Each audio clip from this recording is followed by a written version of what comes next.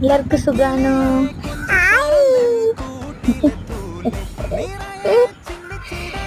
എല്ലാവർക്കും സുഖാണോ?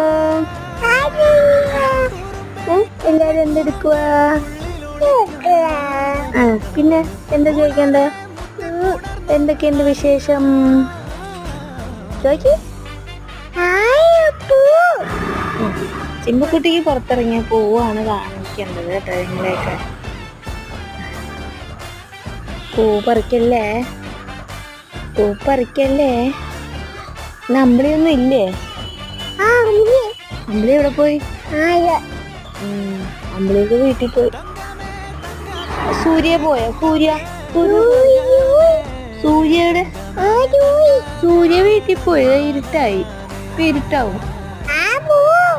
പോയി. ചിമ്പക്കുട്ടിക്ക് ഒരു പൂ